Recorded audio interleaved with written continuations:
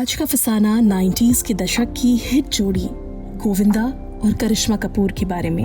स्वागत है आप सभी का फिल्मी फसाने के इस खास एपिसोड में। 90s का ये वो दौर था जब लोलो और चीची की हिट जोड़ी लोगों को ऑन स्क्रीन खूब पसंद आ रही थी, लेकिन यही ऑन स्क्रीन जोड़ी ऑफ स्क्रीन जोड़ी में कब बदल गई ये ना तो खुद करिश्मा को पता चला और ना ही गोविंदा को। दरअसल अजय देवगन से ब्रेकअप होने के बाद करिश्मा मायूस रहने लगी थी। उन दिनों वो गोविंदा के साथ बहुत फिल्में कर रही थी, जिसका मतलब है कि गोविंदा के साथ वो अपना काफी समय बिताती थी। ये क्वांटिटी टाइम क्वालिटी टाइम में कब तब्दील हो गया दोनों को पता ही नहीं चला, क्योंकि दोनों बहुत ही अच्छे दोस्त थे और दोस्ती के नाते गोविंदा ने करिश्मा के डिफिकल्ट डेज में उनका काफी साथ दिया और ये दोस्ती प्यार में बदल गई। उस टाइम के सोर्सेस तो बताते हैं कि इन दोनों ने करीब 1.5-2 साल तक एक दूसरे को डेट किया, लेकिन मीडिया को भनक तक नहीं लगने दी। करिश्मा और गोविंदा की इस जोड़ी ने लोगों को बहुत एंटरटेन किया है।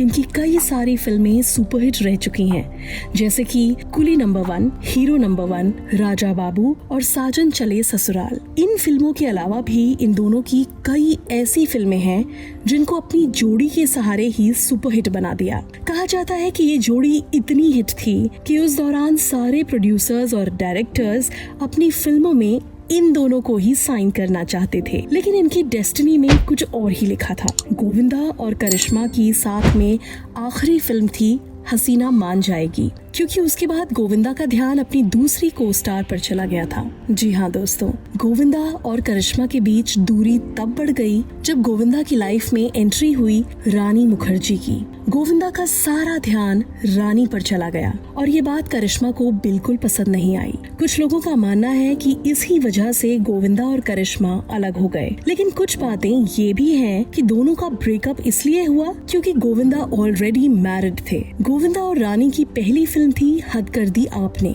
और ये कहा जाता है कि उसके बाद से गोविंदा ने अपनी हर उस फिल्म में रानी को रेकमेंड करना शुरू कर दिया था जिसमें पहले से ही करिश्मा साइंड थी। जाहिर सी बात है कि करिश्मा और गोविंदा के बीच अब दूरियां बढ़नी शुरू हो गई थीं। ऐसे में करिश्मा ने यही फैसला लिया कि वो गोविंदा से अपनी राहें जुदा कर ले, और इस तरह करिश्मा ने एक बार फिर प्यार में नाकामी हासिल की।